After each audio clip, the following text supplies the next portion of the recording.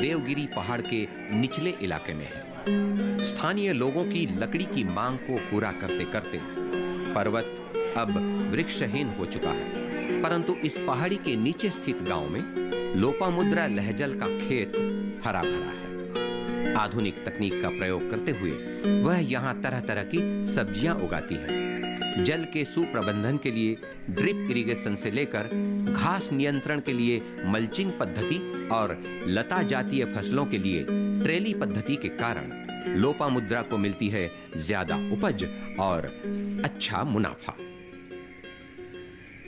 मेरा नाम लोपामुद्रा लहजल है।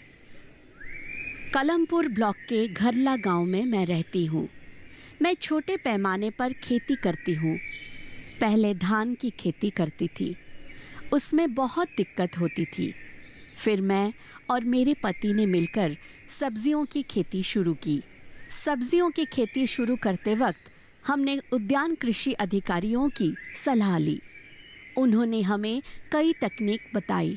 उसके बाद मल्चिंग के लिए पॉलीथीन सब्सिडी में मिला, ड्रिप भी सब्सिडी में मिला।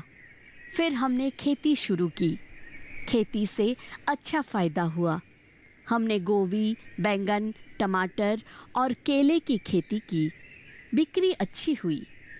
उससे मिले फ़ायदे में बच्चों को पढ़ाने के काबिल हुए। मल्चिंग और ट्रेली पद्धति का इस्तेमाल कर लोपामुद्रा एक जमीन में पहले करेला, फिर बरबटी और अंत में टमाटर की खेती कर अच्छी फसल उगा रही है। मल्चिंग से घास नहीं उगती है, इसलिए मेहनत भी कम करनी पड़ती है। घास कम होने की वजह से फसल ज़्यादा होती है। हम तार खींचकर टमाटर की खेती करते हैं। बरबटी भी वैसे ही उगाते हैं, जिससे फसल बहुत अच्छी होती है। उड़ीसा में गोभी की अच्छी मांग है, इसलिए एक और जमीन में लोपामुद्रा साल में 3 बार गोभी की खेती कर अच्छा मुनाफा कमा रही हैं।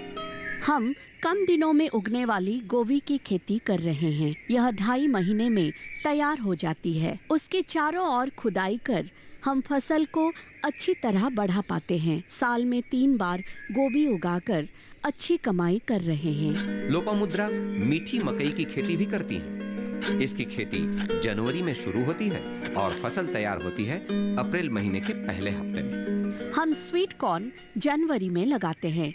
अप्रैल के पहले हफ्ते में फसल तैयार हो जाती है। इसमें 5,000 खर्च कर 15,000 कमाते हैं। केले की खेती लोपामुद्रा को ज्यादा कमाई देती है। यह एक द्विवार्षिक फसल है। जमीन की तैयारी और पौधे लगाने के लिए सिर्फ एक बार खर्च कर 2 साल तक वह इससे कमाई करती है। केले की खेती के समय पहले पौधे के चारों ओर खुदाई कर मूल खाद देते हैं। उसके बाद अन्य सभी खाद ड्रिप के जरिए दिए जाते हैं।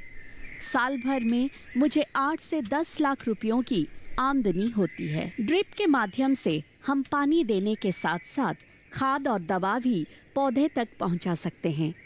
पहले पानी देने में बहुत मेहनत करनी पड़ती थी। अब ड्रिप के कारण कम पानी से अधिक खेती हो रही है। पानी का सदुपयोग हो रहा है। प्याज संरक्षण घर के लिए हमें सरकार की ओर से हमें वित्तीय सहायता मिली थी। लोपामुद्रा प्याज की खेती से भी अच्छी कमाई कर लेती है। नई प्याज के भाव ज्यादा नहीं होते, इसलिए उसे कुछ दिन सुरक्षित रखना पड़ता है। इसके लिए सरकारी सहायता से उन्होंने स्थापित किया है एक प्याज संरक्षण गृह। परवल और तरबूज भी उगाती है लोपामुद्रा। अपनी प्रत्यक्ष देखरेख में खेती करने से लोपामुद्रा को मिलती है मानसिक शांति और अच्छा मुनाफा, जिससे उनका सामाजिक और आर्थिक विकास हो पाया है। सफलता के कारण लोपामुद्रा की तारीफ में स्थानीय अखबारों ने अनेक खबरें छापी हैं, जिससे दूसरों को बहुत प्रेरणा मिलती है। हमारी खेती की तकनीक देखने के लिए बहुत किसान आते हैं।